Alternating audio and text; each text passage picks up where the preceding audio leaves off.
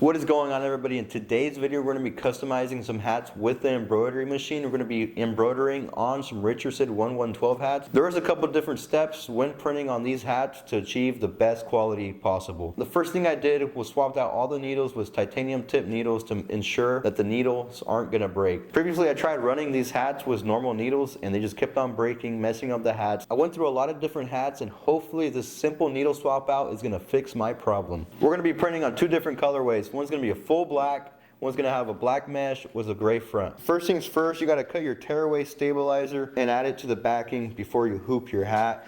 The reason I'm putting this tearaway stabilizer on the back of the hat before I run it is to ensure that the front doesn't warp. This acts as a base for the hat. Even though these are structured hats, I highly recommend doing this when doing an embroidery. The rule of thumb when putting tearaway on anything, they always say 2 pieces minimum. So I'm gonna go ahead, and that's what I do on these. These are structured. If it was a non-structured hat, I'd probably put maybe 4 of them just to ensure that I don't get any warping of the fabric. So you grab your hat, grab the backing, put it on here just like that. I'm gonna go ahead and fold the inside of this hat just like that because the first time I ever embroidered a hat, I left it just like this and I didn't unfold this, and that caused the design to stitch on that flap here, which is kind of funny, but you live and you learn. Let's put this hat on here. This is easy, simple part, just like that. Grab this, bring it down. This pointer here tells me the middle section of the hat. I always move the hat a little bit more to the right because when you do hoop it or tighten it down, it shifts a little bit to the left. So that's just what I do. And then just like that, I'm gonna make sure everything is grabbed on nice and tight. Now we have officially hooped a hat. So I went ahead and did all the maintenance on the machine. I checked the tension, I checked the bobbin tension, the upper tension. I just wanted to make sure everything is tip top. I swapped out the needles. I'll show you guys what these needles look like. They're pretty cool. They got a titanium burnt tip on these, and these ones are just a lot stronger than the regular ones that I was using. And these are it. You got that nice titanium burnt tip. These ones are supposed to be the best ones to use for the Richardson hats. So fingers crossed, hopefully we don't get any needle breaks or any torn hats. Go ahead and put the hat on the cap driver, just like this. So I'm gonna go ahead and check the design, make sure it's where I want it to be. Move the design all the way around the hat. That looks good to me. Click start.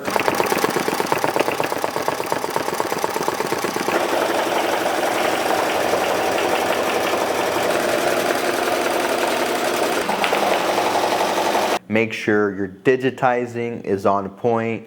If it's smaller detail, you might have some issues, especially the lower you get on the cap. I come to find that I have a little more issues when I'm getting to the lower portions of the hat just because of the stiffness. So if you're doing very, very small wording, I recommend getting a designer for that design to make best design for this hat. That's one thing I recommend doing.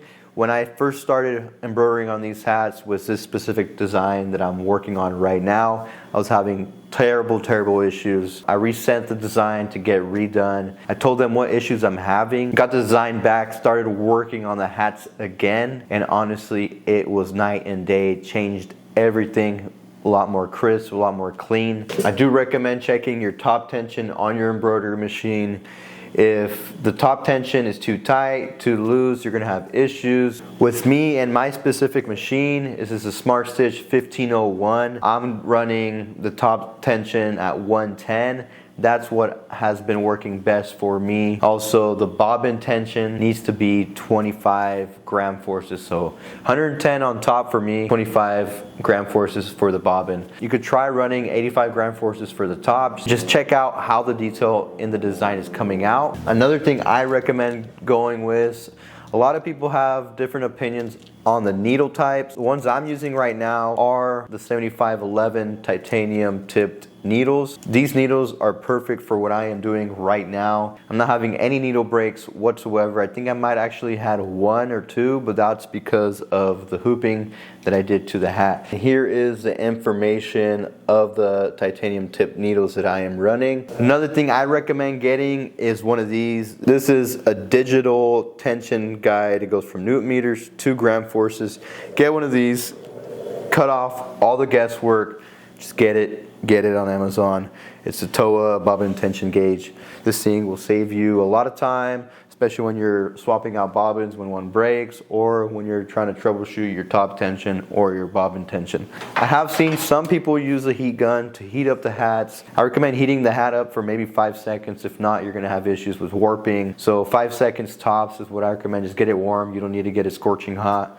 Also, you can potentially burn the hat. So some people steam them. I wouldn't recommend steaming them because it could cause moisture, and especially if you steam all of them and then you put them in a box, you're probably gonna have to put some moisture absorbing packets in there if you do that. I was heating them up and that was fixing the issue, but honestly I don't think I need to be heating up each and every single hat that I'm running on the machine, especially if you're working with like a 4-head embroidery machine. Imagine simultaneously heating up every single hat.